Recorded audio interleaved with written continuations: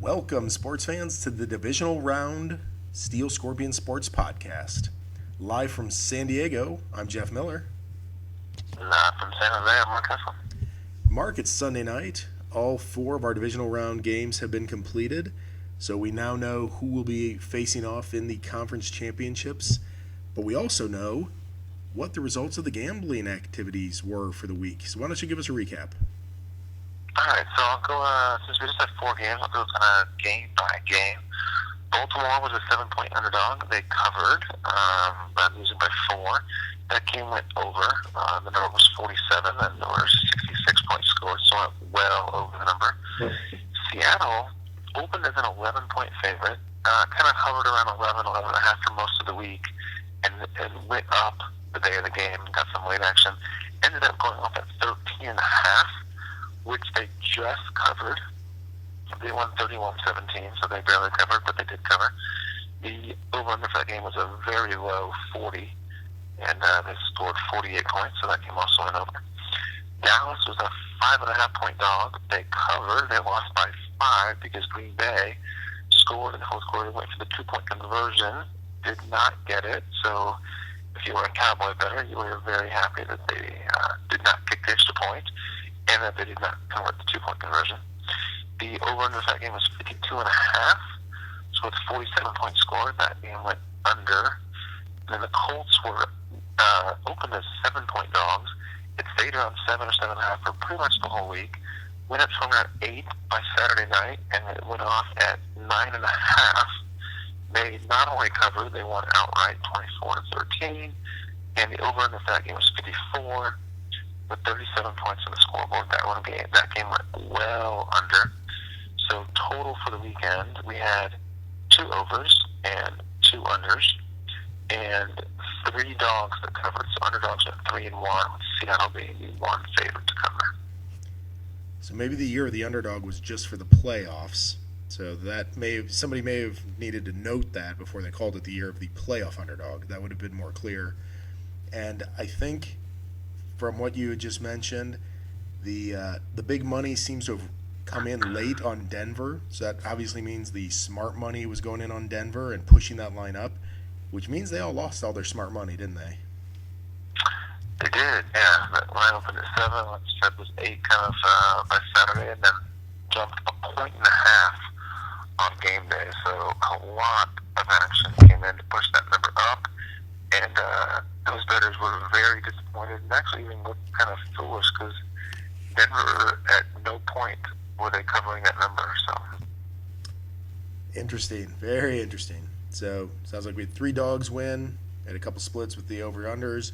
So should be interesting to see how that translates to the championship games. But before we get to the championship round, let's look back at the divisional round, Mark. And why don't we just take them in order that the games were played? So on Saturday, we had a great early action game. We had the New England Patriots hosting the Baltimore Ravens. And I'll be honest, being a Colts fan, I was thinking, wow, as Baltimore goes up 14-0 in the first quarter, and then again in the second half, I was thinking, wow, this could actually work in our favor. If the Colts somehow beat Denver, they'd be hosting Baltimore. But as we all know, you can't give Tom Brady all day in the pocket. You can't let him pick your zone defenses apart, which he did from the middle of the third quarter on. And then I think the key turning points in that game, there was a late drive. Baltimore got it inside the New England 10, I believe, and settled for a field goal. The announcers even mentioned that's the kind of thing that you can't do against Tom Brady. Sure enough, Brady goes down, drives for a touchdown to LaFell. And then Flacco, inexplicably, on a 2nd and 5 from the New England, I think it was the New England 40. 2nd and 5, still plenty of time left. He throws into double coverage in the end zone, underthrows it, and gets it intercepted. Where he hadn't been going long at all, really, for the majority of the game, and was very effective going with the tight end routes, with some crossing routes. It seems like he just, for whatever reason, tried to force one at the end of the game, and it cost them. But, kudos to New England, because when you're down 14-0 to start the game, and then when you're down 28-14 in the second half, it takes a tough team to say, no, we still got this. We can do this. we're going to move down, we're going to score, defense, you're going to hold them. Sure enough, everything worked out, and New England was able to win that game 35-31. Anything you want to add, Mark? I think you covered most of it. I think, a Russia team might have panicked, especially when they're down 28-14 in the third quarter, that kind of situation. Looking at the scoreboard and thinking, wow, we're down 2 touchdowns here with about a quarter and a half to go. But you had Bill Belichick on the sidelines. You had Tom Brady in the huddle. That tends to lend itself to not panicking and just knowing that you need to continue to execute. Sure enough, they did. They had a really good trick play that you don't usually see out of a Belichick team, where they threw it over backwards over to Edelman, and then Edelman just threw a perfect strike down the field to Amendola. So that one was kind of out of nowhere, and they definitely needed the passing game because the rushing game was pretty much non-existent. They had 13 carries for 14 yards, so that's pretty horrible average of 1.1 yards per carry, but the passing game bailed them out. And then the play that you mentioned, I thought was pretty questionable. I don't know why Flacco was going for the end zone there. Of course, you want to score when you're down 4, but it was with around minute 40 left on the clock. So even if they do get that touchdown and they go up 38-35, you're still leaving Tom Brady with a minute 40 left. That's plenty of time for him to, at the very least, get a tying field goal instead of overtime. If not, go ahead and get the winning touchdown. Like, you want to try to score that touchdown with 30 seconds or less. So, like you said, they've been moving down the field. They've been pretty effective. I'm not sure why they felt the need to do that, but as it is, New England gets the win and moves on.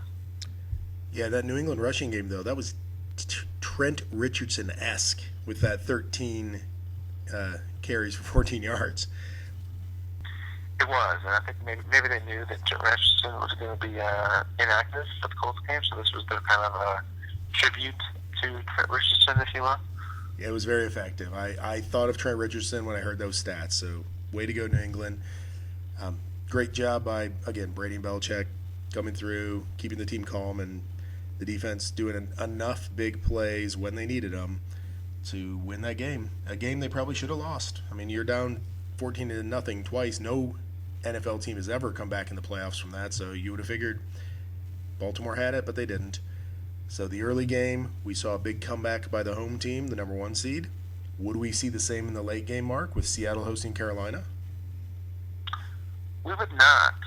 This game was actually fairly close for a while. In fact, it went into the fourth quarter with a 14-10 lead for Seattle. So, Seattle hung around, or Carolina rather, hung around, and at that point kind of had the hope that maybe if a turnover or something goes their way, they're right there with a chance to take an opportunity. But it did not turn out that way. Seattle was pretty much in control for most of the game, despite the score being close. They scored the first touchdown with their defense and Carolina's pathetic offense. When it was 7-0, you might kind of even thought, well, Seattle's kind of got this game put away. But Carolina comes back to get a touchdown from Kelvin Benjamin. Then Seattle hits the long bomb to Jermaine Kearse for 63 yards. So they go back up by 7. Like I said, it's 14-10 going in the fourth quarter. And then Seattle pretty much just put it away. They had a field goal, a touchdown, and then Carolina was driving with about 6 minutes left.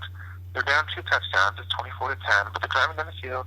They have a chance to get within 7, and then, kind of hope that maybe something goes their way. But Cam Newton gets picked. He telegraphs his pass. Cam Chancellor steps in front of the receiver, has a clear path down the field, 90 yards of clear sailing into the end zone. At that point, it was 31-10 with 6 minutes to go, and the game was over at that point. True. The Seattle defense did just enough there in the fourth quarter. Obviously, the whole game, Seattle defense played pretty well. They, as you said, you go into the fourth quarter only giving up 10 points. That's pretty effective. But I have to say, watching that game, I never really felt like Carolina was at that point where they were threatening to win. Even though, as you said, it was 14-10, and then it's 17-10. Carolina was always hanging around, but they just never seemed on offense to have enough that really was going to threaten Seattle.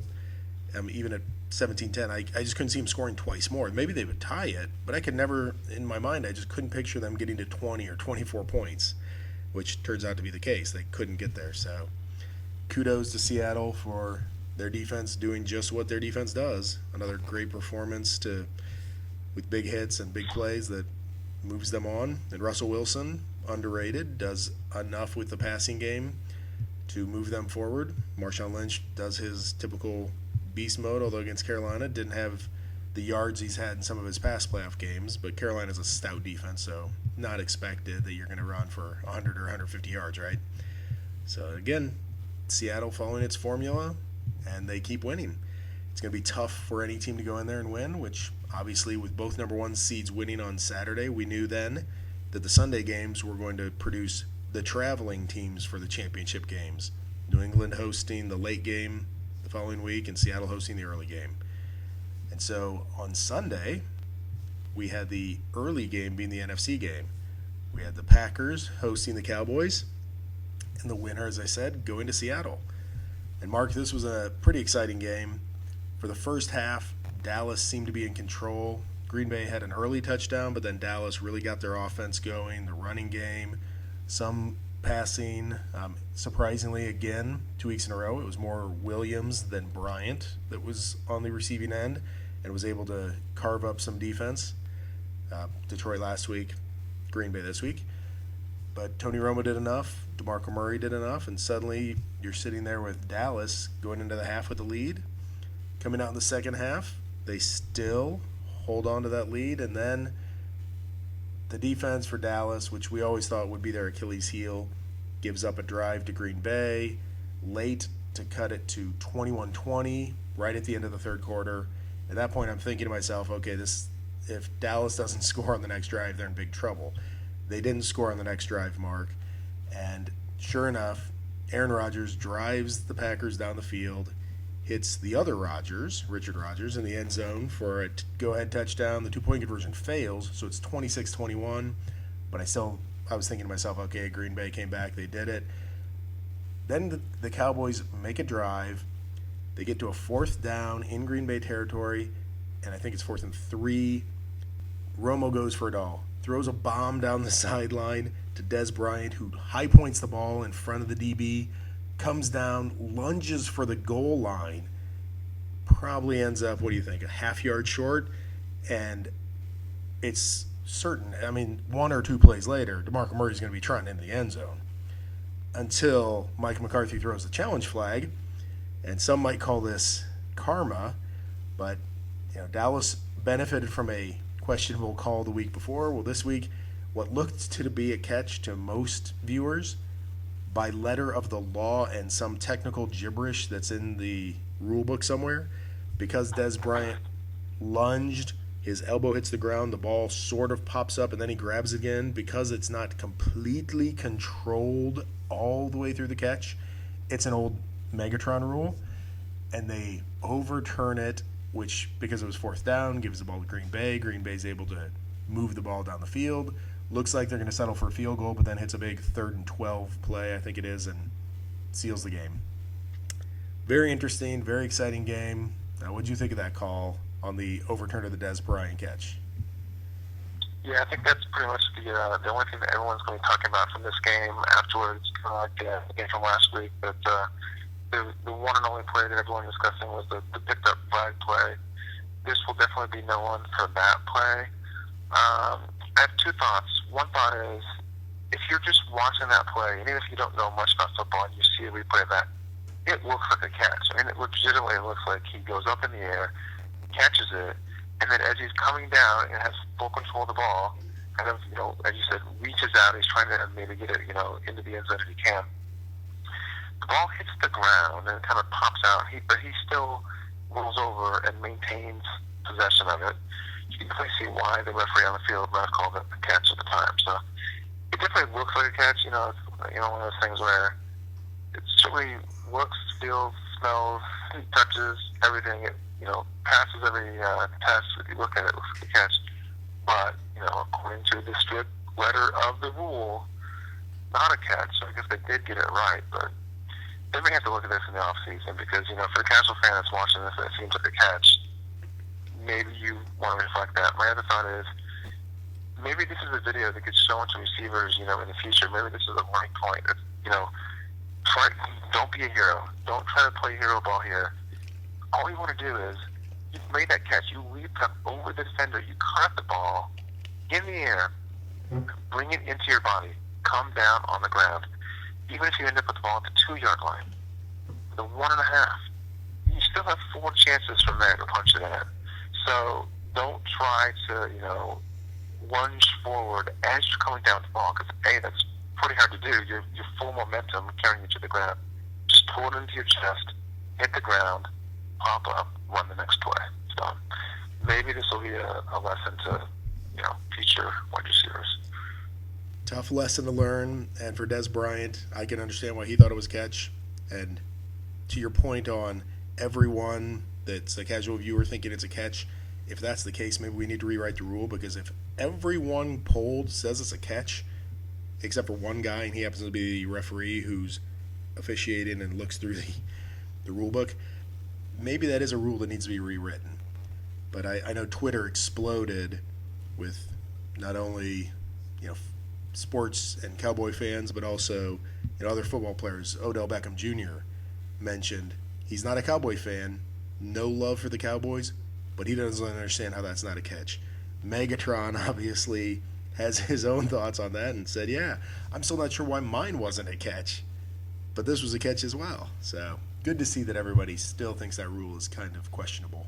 But that takes care of the early game, which set up an NFC Championship game that is a rematch of Week 1, the opening game of the season, Green Bay at Seattle, which left us with one slot to fill in the championship games. We knew New England was hosting, but would they be hosting another Brady Manning trip to Foxborough, or would it be another Indy New England matchup? Mark, why don't you take us through the last game? Well, speaking of rematches, like you just did, we knew that this would be a rematch as well for the AFC Championship game, because New England had already played Denver and Indy in the regular season. In fact, both of them were kind of blowouts. They hosted Denver, went to Indy, and in both cases, I think they won by more than 20. So we knew we would be getting a rematch. It was just a question of who. And after the first 2 drives of the game, it really looked like Denver was going to win. In fact, it looked like it could even get out of control. Indy had the ball first, went 3 and out, punted to Denver. Looked like they held Denver to a 3 and out, but then there was a roughing the passer call on Arthur Jones. Gives Denver the ball back, and they marched down the field, scored a touchdown, and 7-0. And it looks like, well, this could be a long day for Indy fans, which we are. But Indy came back. The offense looked good in the second quarter. They had 2 touchdown drives. Gave up a late field goal right before the half, but still took a 14-10 lead into halftime. But Denver was going to be getting the second half kickoff. You kind of had to feel that they had a little bit of momentum back with the field goal at the end of the first half, and so we knew that if they took the opening kickoff in the second half and marched down and got a field goal or a touchdown, that they might take control of the game back. But they did not. I think they even went 3 and out on their first possession. Colts their touchdown in the third quarter to take a 21-10 lead into the fourth quarter rather. And then in the fourth quarter, we just saw a couple field goals. I think the highlights from this game were that the Colts DBs played really well. They were really good coverage against the Denver wide receivers. The receivers themselves still had a couple drops as well. Peyton did not look like vintage Peyton. Now, I know he's not vintage Peyton from an age standpoint. He's like 38, 39 right now, but it just looked like he was not himself. He missed some throws that I think he would normally hit. But maybe part of that was the way that the Indy head-snatch were playing. But Indy's rushing game actually looked decent, though Dan Herron did do a pretty good Trent Richardson impersonation. He had 22 carries for 63 yards for a whopping 2.7 average, so very T-Rich-esque while T-Rich watched from the sidelines. But at the end of the day, Andrew Luck gets the win, and Peyton Manning gets the loss, and now we get to guess as far as whether or not we're going to see Peyton Manning come back next year. There's already been speculation that maybe we saw his last game, but I think he'll probably return. What are your thoughts on Peyton in the game? Well, obviously, I think that isn't the kind of game he wants to exit on, especially working for John Elway. He knows Elway was able to walk off the field with the trophy. I'm sure he was hoping that would be his legacy. Not sure they're going to get it done in Denver. The one thing going against him coming back might be that Adam Gase could be gone. That could be one of the reasons some of the teams haven't hired head coaches yet in the 6 vacancies is some of them are waiting to see who's eliminated. Gase has been a big name out there. Also, John Fox may or may not be back. Denver is obviously not doing as much as you'd hope they would after investing all that money in the defense and having Peyton Manning on offense. But I think the real question is his health. This did not, as you mentioned, this didn't look like vintage Peyton Manning, but it didn't even look like Peyton Manning from the first half of this season. First half of the year, he's still slinging the ball around. They're still racking up, video game numbers. And then it sort of coincided with Julius Thomas getting hurt, but also, the last 4 or 5 weeks of the season, Manning, his arm strength clearly isn't anywhere near where it needs to be, and it never was the strongest arm to begin with. And teams starting to play, more aggressive against their wide receivers, flood some zones underneath, and all of a sudden he's having to make those longer throws that aren't his specialty. Maybe it's the legs that you heard that he had a thigh injury. Some other, experts and quarterbacks, the Trent Dilfers and Hasselbecks and Phil Simms of the world said, if his legs really are hurt, for a guy like Manning, that's huge because he uses his whole body to get to, where he needs the ball to get to. And if he's hurt, he's not going to be able to do the things he does, and then, outthinking the defense doesn't work. So, like you, I don't think Manning's gone, but I also think Manning played very poorly in this game. What did he have? 26 completions for 170 or 180, 190 yards. Pretty poor, if you think about that. And then, again, more than any other quarterback in the history of the NFL, Peyton Manning lost his opening round playoff game at home after a bye. So this is just going to fuel that fire for all the Manning haters and the Brady lovers out there. Sure enough, Brady won his game, Manning lost his, denying us another chance to see them play. And as you and I have mentioned before, when they do play, the home team always won, meaning the better team in the playoffs. But we won't get the chance to see if Manning could have broken that streak this year because Manning lost his opening playoff game again, which is kind of crazy, but I have to say, at this point he's 9-11 in his career in the playoffs, I believe. He's not going to end with a winning record most likely, and it is the knock on Peyton. When the regular season's going and when it's easier to play mediocre teams and bad teams and a few good teams, he's great. When you get to the playoffs, he's not as good. So bad luck to Peyton and his legacy with that, but I think he'll be back at least one more year. I think on the flip side, the Colts, wow, what a performance. The unfortunate thing for them is now they have to take that performance on the road again, go from the thin air in Mile High and go out to the cold air in Foxborough. And maybe the defense can play at that level. Maybe they can chuck the receivers and keep Edelman and Amendola and LaFell in check and get Gronk covered. But I think last year we saw Patriots didn't even care about throwing the ball. They ran the ball down the Colts' throat. So we'll look forward to the games in a moment. But I just wanted to let you respond to my Peyton Manning comments there, Mark.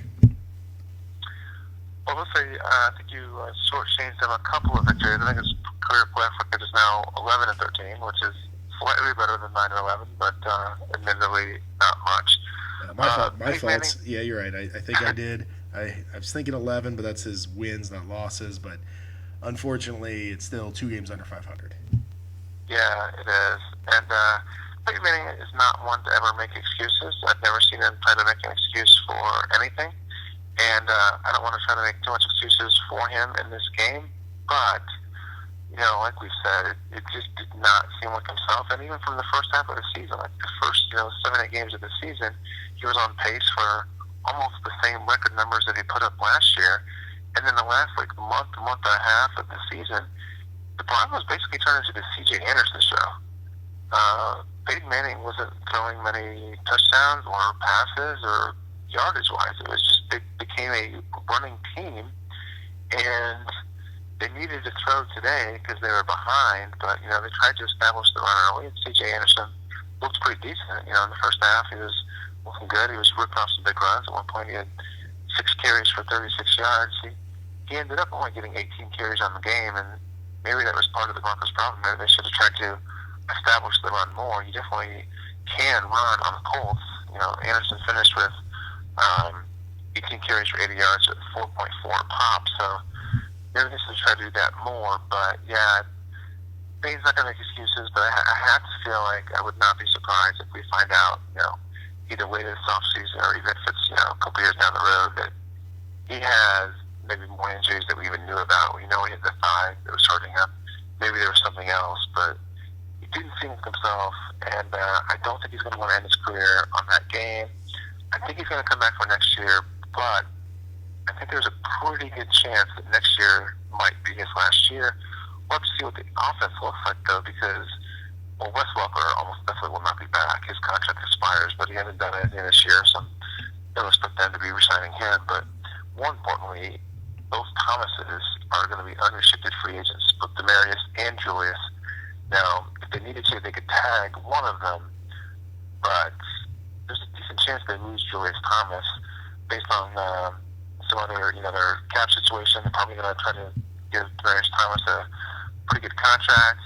Maybe they're going to bring Julius Thomas back as well. Maybe not. So I think Peyton will be back, but I think the offense could look a little bit different next year. True. The free agent situation is the other piece. You have the coaching situation, you have Manning's health, and then you have the free agent situation. So they brought in all those players on defense. That didn't get them further in the playoffs. The offense could look different, as you said. Welker's definitely gone. I think only Emmanuel Sanders is really the guy that you can count on being back. At least one of the Thomases will likely be back, if not both, but definitely a different look on offense, and it'll be interesting to see if Peyton comes back for one more year. Now, mentioning Manning Brady, if he does come back, he at least knows he gets to host Brady in Denver. So that's something. A small thing. It is something. Maybe we'll actually see our boy Cody Latimer make the field next year. He was their second-round draft pick out of IU and barely even played this year. I think he finished the season with maybe 2, maybe 3 catches. He was inactive for today's game. But I'd have to think that he'll get some more playing time next year. True enough.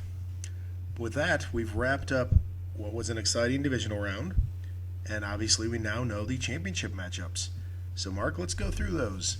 So, next Sunday, while I'm in Las Vegas, the games will be Green Bay at Seattle, which, of course, since it's on the West Coast, is the early game, and then Indy at New England, which, because it's on the East Coast, is the late game. And I think what happened there, now, I remember, I don't know how long ago this was, the NFL used to wait and see the matchups and then schedule the games. And, of course, if they were still doing that in this situation, they would flip those two. They would put the Seattle game second. They would put the New England game first.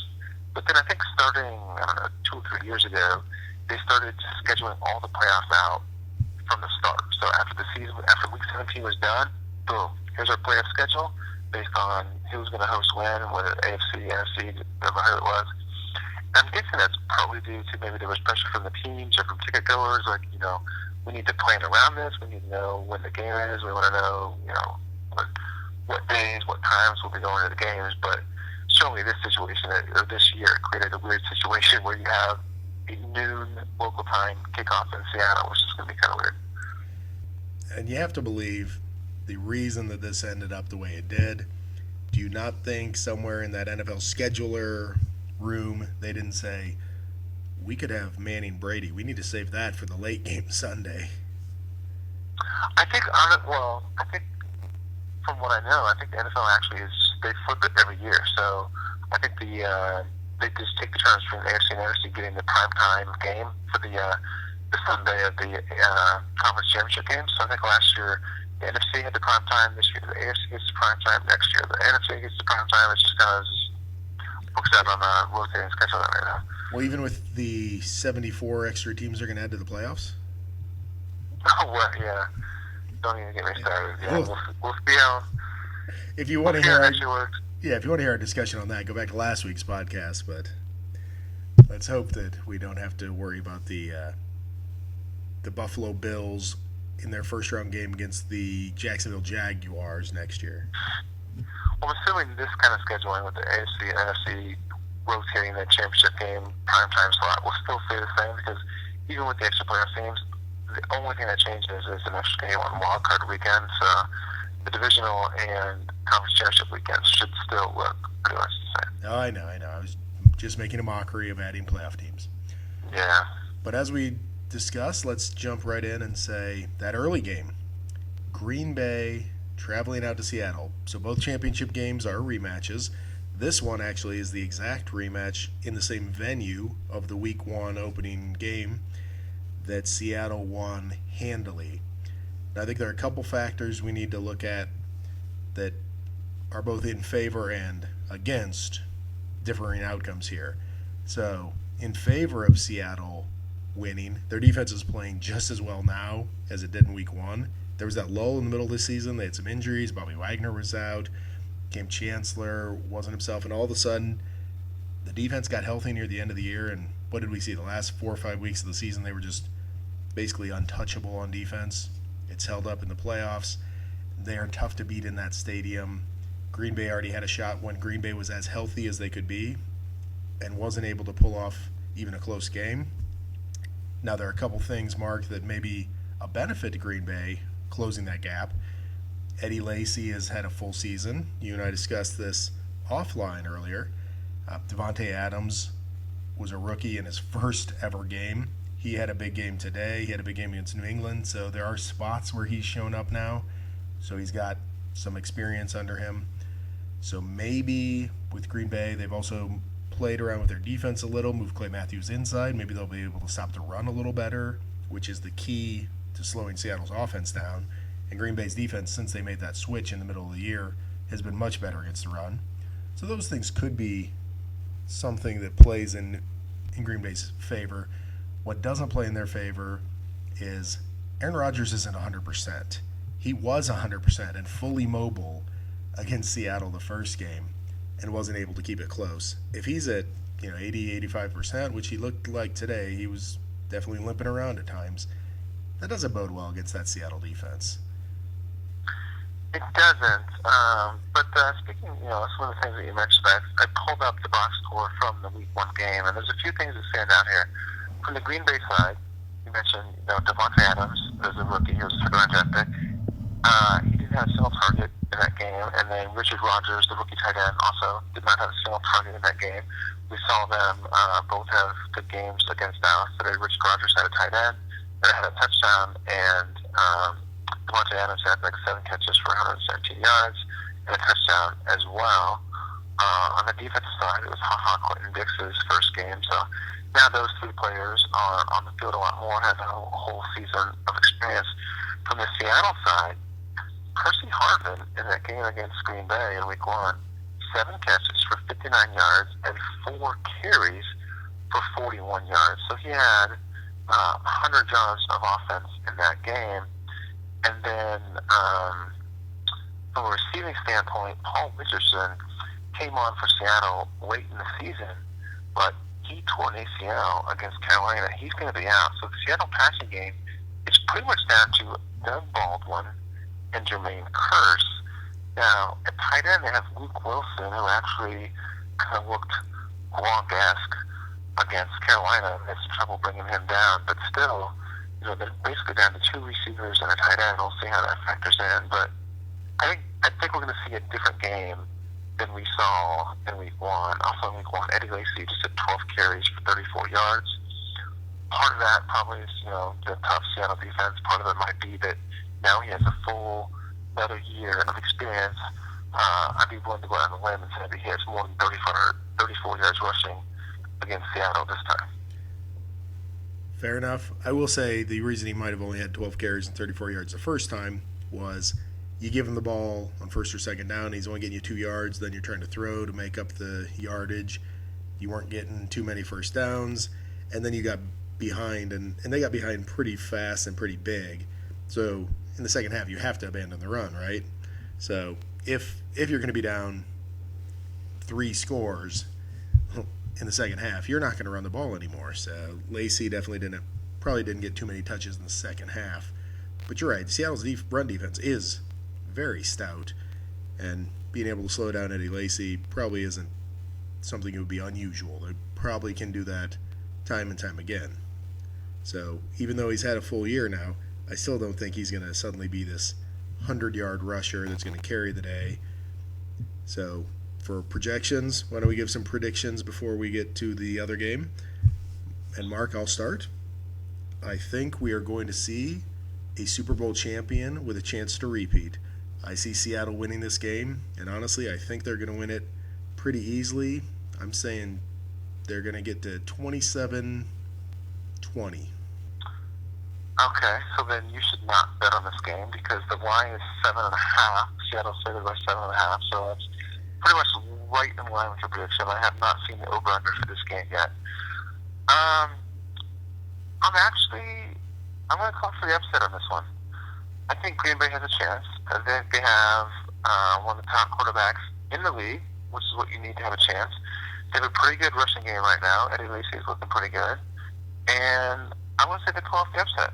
And, maybe it takes a key turnover here or there or a big play that happens to happen. But I'm going to say that Green Bay wins 24-20. Then you should definitely take the points. I think I will. Yeah, and if there were a couple factors that we could predict would determine the outcome, I mean, obviously if Green Bay is able to hold Marshawn Lynch in check, keeping him probably under 80, 90 yards, I think that would go a long way because, as you said, with Richardson out, you don't have that big over-the-top receiver. Now, Kearse has had some big plays. But, yeah, it'll be interesting. I just still think Seattle, that crowd, that environment, Russell Wilson is playing very well, high level. I just see Seattle getting it done. So we both have a different team now advancing to the Super Bowl, but what about the other half of the equation? We have the Colts going into New England in the late game. Who's going to advance out of that for the Super Bowl? Well, for that game, this is another rematch that we saw in, I think, week 12, something like that. New England ended up winning 42-20, but it was actually kind of close at half. New England was up 14-10 at halftime, but then they outscored the Colts 28-10 in the second half. This was a game where the Colts could not establish any rushing game whatsoever. They had 16 carries for 19 yards in that game. Of those 19 rushing yards, 15 of them came from Andrew Luck. So the running backs for the Colts in that game had 13 carries for 4 yards. The wonderful T-Rich, who hopefully will be inactive for the Patriots game this week, had 6 carries for 0 yards. And Amon Bradshaw had 7 carries for 4 yards. So we won't see either one of them. We'll see the Dan Herron and Zerwin Tipton show. So we'll see how that works out. But the main takeaway from this game is this is the primetime game. Everyone remembers Jonas Gray out of nowhere, 37 carries, 201 yards, and 4 touchdowns. Now, in the 5 games after that, he had 80 yards combined. Now, granted, part of that was that they got LeVar Blunt. Part of that was that he overslept and missed the team meeting the next week, and Bill Belichick wanted to send a message, but still, 80 yards in the 5 games after. Now, we talked earlier about how New England had pretty much no rushing game against the Ravens. They were still able to pull it off. But, if you look at these rushing stats from the first time the Colts and Patriots met, if they can just make that a little bit more even, if the Colts, get 89 rushing yards instead of 19, if they can hold New England to, 146 rushing yards instead of 246, they would have a chance for a closer game. Gronkowski still had a good game in that game against the Colts, 71 yards and a touchdown. Obviously, the Colts have to be concerned with trying to stop him. The line is coming out for this game. The Patriots are a 7-point favorite. I think that the Patriots are likely to win this game, but again, I'm going to call for another upset. I saw the other day that Peter King, before the season started, he happened to pick the Packers and the Colts to play the Super Bowl. He's now 2 games away from that happening. I've already gone with the upset for the Packers, so I'm going to go ahead and go with the upset for the Colts as well. Obviously, I am a Colts fan, so I'm probably being a little bit biased here, but I'm even going to say the exact same score that I gave for the other one. I'm going to say Colts 24, Patriots 20. Crazy. That's all I can say about that. Now, good analysis, though. I think the big thing for the Colts is will they be able to be a little healthier? And I think Arthur Jones didn't play in that first matchup. I also think maybe Vontae Davis was a little dinged up, so maybe the defense can be a little better. But as we've seen in the last three matchups between the Patriots and Colts, the Patriots are going to try to run the ball. This is one of those reverse Belichick games. Against regular teams, he goes into that short passing game, or they start calling, Tom Brady does everything, and they decimate you with all the slot receivers. Against the Colts, he doesn't even bother with that. He just gives the ball to LeGarrette Blount 40 times. He gives the ball to Jonas Gray 30 times.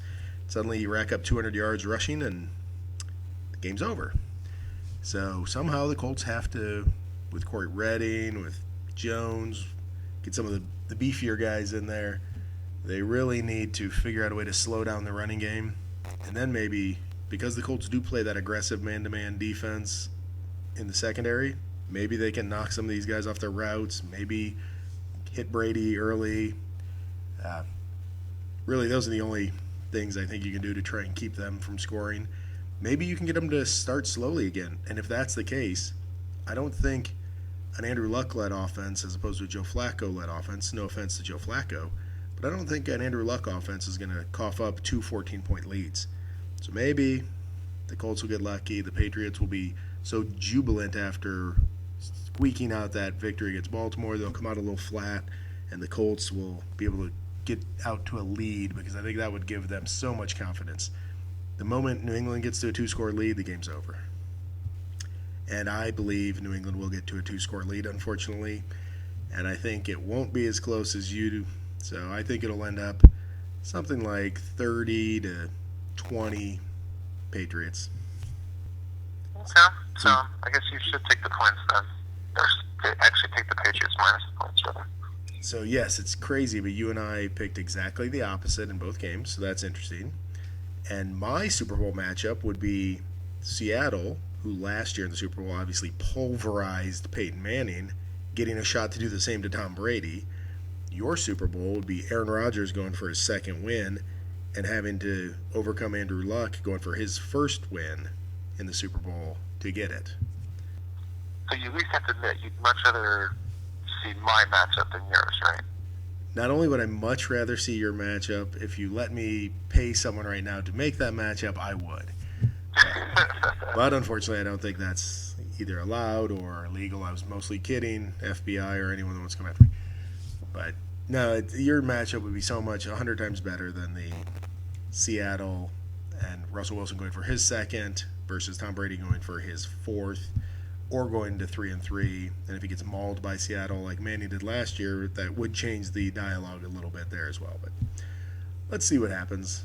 But I'm calling the one seeds, and you're calling the upsets. Should be interesting. Yeah, look forward to the games. All right. Well, we will be back next week to dissect what did happen in the games and look ahead to the Super Bowl. So tune in then, and we'll definitely see, was Mark right, was Jeff right, or unfortunately, more likely, one of us will get one right, the other get the other right, and suddenly we'll split. And if that's the Colts facing off against the Seahawks, I think we'll accept that. Yes. All right, well then, with that, Mark, let's move on to one of our great weekly features, the On the Spot.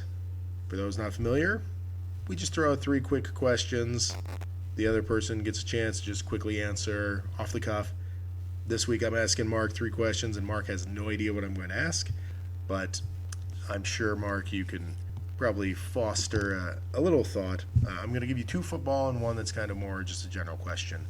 So the first football question is around that AFC Championship game.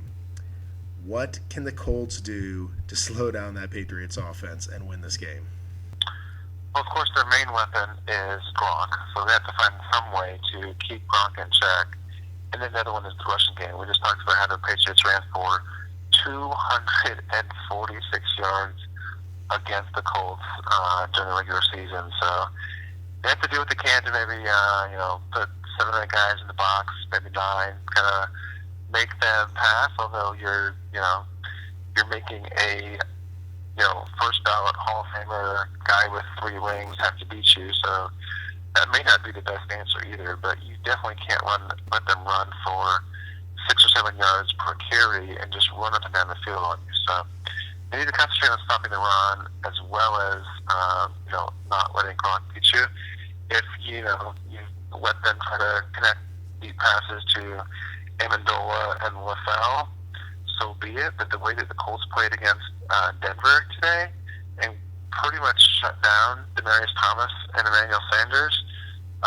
So if they can use, Vontae Davis and Greg Toller and Butler all had pretty good games today. If they can keep that passing game in check as well as find a way to slow down the rushing game, at least keep them to, maybe 3.5 or 4 yards per carry versus what they did in the first game, then that would be the best chance. And then, of course, it goes without saying, in any game, if you can try to force a turnover or two and shorten the field for you and maybe get an easy score that way, that would certainly help as well. Could I assume that when you said to slow down Gronk, you didn't mean to have LaRon Landry cover him one-on-one? No, it's probably not the ideal option. And I don't know that you necessarily want to put Vontae Davis on him either. Gronk is such a weapon. I mean, he's so hard to bring down once he gets the ball. I mean, he had, I think it was the Colts game in the regular season where he caught the ball around the 10 or 15-yard line and just carried 2 or 3 guys on his back and his shoulders as he barreled into the end zone. So you have to try to find a way to keep him from getting the ball, or when he gets the ball, have at least 2 guys that can be there to bring him down.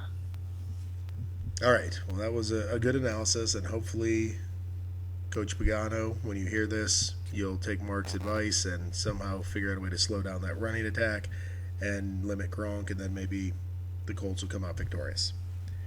So thank you for that, Mark, on your first point. The second point is actually a question you asked me last week, and I'm going to return the favor. It's about the College Football National Championship. We're recording this on Sunday night. The game is Monday night. I want a prediction now that Oregon is down their number 2 receiver. They're already missing their top corner. Of course, Ohio State is missing their top 2 quarterbacks. So, fire away. What do you see happening in this first ever college football playoff championship? I hope we get a great game. We're definitely seeing 2 very high-scoring offenses go at each other. In fact, the over-under opened at around 72, and it's keeping, that up and up and up. And it got all the way up to 75.5. When it got that high, I think some money started coming in on the under, and right now it's at 74.5, which is still a pretty high number. Oregon, the line didn't even really change after the fact that Carrington failed the drug test and wasn't going to play. Oregon is still favored by 6.5. I think if I were to make any recommendations, I would say take Ohio State plus the points, and I'm leaning towards the under just from the fact that there's going to be nerves involved. These title games tend to be a little bit lower scoring than you would normally think. I know both of these teams average more than 40 points. I think Oregon averages like 45 and Ohio State averages like 43 or something like that. Obviously, add those 2 numbers together, you're looking at like 86 points or so. So that's the reason that the over rose from the line that originally came out yet. But nerves in the title game, a little bit slow starting. We saw this a couple years ago when Oregon played Auburn, 2 high-scoring offenses. I think the over-under for that game was probably right around 70. Final score was 22-19. So that's what I would do from a betting standpoint. As far as how the game's actually going to turn out, I think we're actually going to see an Ohio State win. I think their defense is better than people give them credit for. I think they actually will be able to slow down Oregon a little bit. From a coaching standpoint, Holford seems to be a pretty good coach. It's just his second year as the head coach, but Urban Meyer, has proven that he's a great coach wherever he's been. Bowling Green, Utah, Florida, now Ohio State. Wherever he goes, he wins. And he's also a pretty good tactician. Obviously, from the fact he's third-string QB, and yet he blew out Wisconsin 59-0 and beat Alabama, the team that everyone thought was the best team in the country. So he knows what he's doing. He's been to 2 title games before. He won both of them. I think we're going to see Ohio State victory. I think it's going to be somewhere along the lines of 34-28. Phew. Well, then take the under. You're about 20 points under. Yeah. Like I said, I think it's a real high number. I would take the under for this game. Yeah, well, great analysis there, and I'm starting to fear that you are correct. I know last week I had mentioned I was thinking Oregon would probably win a little closer, maybe 7 to 10 points, but obviously that would put you in the range of taking Oregon in the points. But the more I've heard, and then obviously I said that before Oregon was down their number 2 receiver for failing a drug test, so I'm starting to get that bad feeling that it's going to be an Ohio State victory. Now, I'm a Big Ten guy, so I like when the Big Ten does well, except for when it's Ohio State doing the well for the Big Ten. So I think you're probably onto something here, but let's hope you're wrong. Yeah, I would be happy to be wrong as well, so we'll see. All right, so that's 2 questions, and now the third question, Mark. What are you going to do in Las Vegas this week? Going to be there for the 2015 Winter Conference for the Fantasy Sports Trade Association. So hopefully, be in on a lot of sessions and Q&As, kind of see what's going on in the industry, see what the trends are for the future, see what the landscape is, the demographics of fantasy players, and hopefully come out with a few ideas that we can use to improve Steel Scorpion sports going forward. And of course, it's in Vegas, which works out nicely, so maybe place a bet or two on a certain couple conference championship games that are coming up this coming weekend, as well as play some poker. Maybe I can win some money at poker to fund my sports betting. Just so you know, there are no poker tables at Crazy Horse 3. Poker tables where?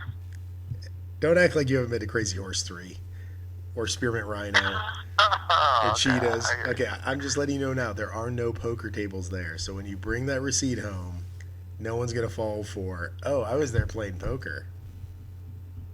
Although you bring up an interesting point. Wouldn't that be, maybe that's a good venture that should be started. Can you imagine a establishment such as that also had poker tables? Or maybe there's probably some kind of law against that. I'm imagining that the Gaming Commission has rules against that, so we'll have to check that. Great thought, but I can't believe you're the first person that's ever thought of it. Yeah, that's probably true.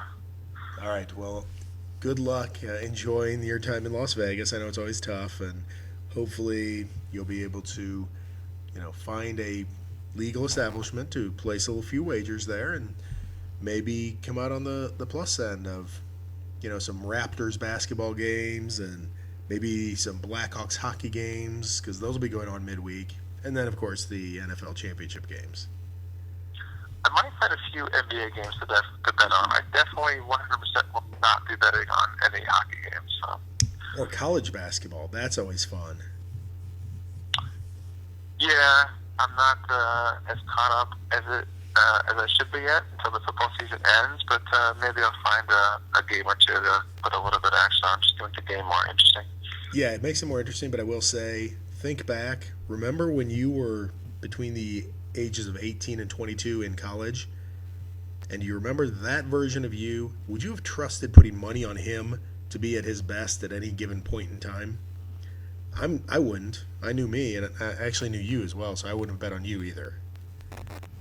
Yeah, but that's true for both teams, though. So you have that, both of those forces going against each other. So correct, but does it cancel out? But it could cancel out. But on any given day, one team could be normal, and one team could have broken up with their girlfriend and been out the night before drinking or something, and all of a sudden, all bets are off.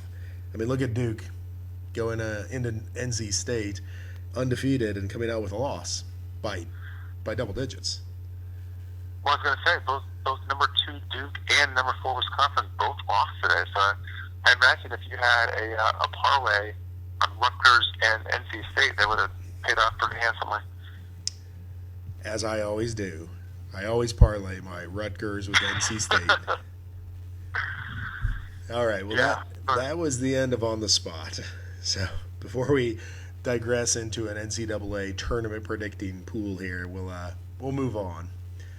And, of course, after On the Spot is always the often imitated, never duplicated, the one, the only, Hef's Hate.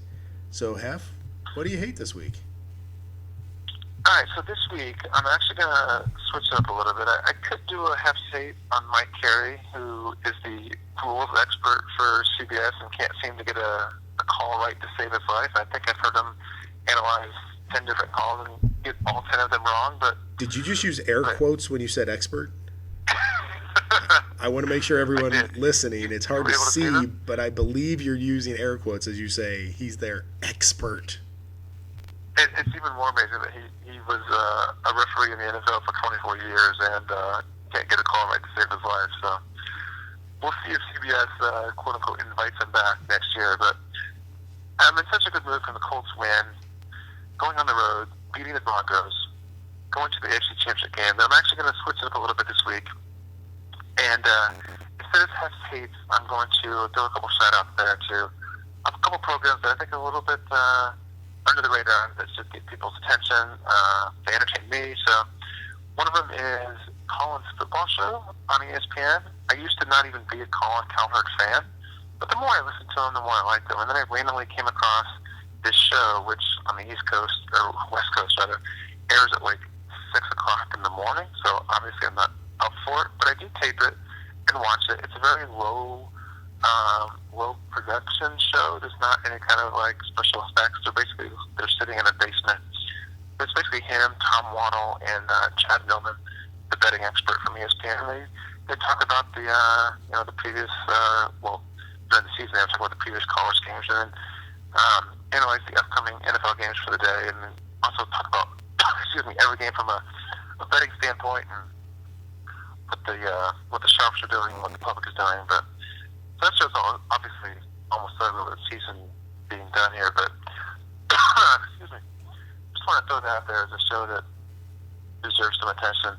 And the other one being the Facebook QB's article on ProFootballMock.com. If you haven't seen it, it deserves your attention every week. It comes out usually around noon Pacific time on Mondays. It's a fake Facebook conversation between the NFL QBs, but it's very funny, has lots of good humor, so I recommend you check that out. So switching up a little bit this week, that is this week's Half States. So those are really Half's likes, so I completely oversold that segment, thanks. You're welcome. And I can't wait for the QB conversation this week, because I'm pretty sure Brady is going to call Manning out again. So yeah, probably. It'll be quite humorous. And you're right, that is always pretty funny. So, okay, I'll reiterate that typically Hef's hates are things that Mark does not like and irritate him, similar to the Mike Carey. And the other thing about Mike Carey, just to jump back on that for a second, he always is adamant about the call. I've noticed one thing about Pereira on the Fox channel.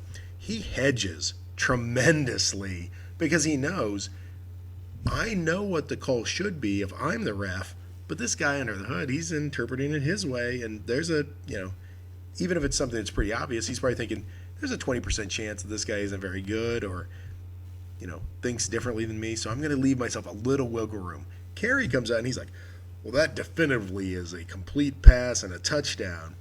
And the ref will come out and be like, after review, the ball hits the ground. We know it is incomplete, 4th down. And you're just like, what are you watching and why are you so sure that you're going to be right? So it's great. So I appreciate I appreciate you tried to add a Hef's hate before you went with this new crazy Hef's likes, but we're going to kill that Hef's likes segment and go back to Hef's hates next week.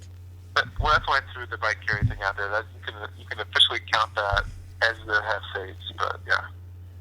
All right, well then moving on to our final weekly segment is Miller's Minute.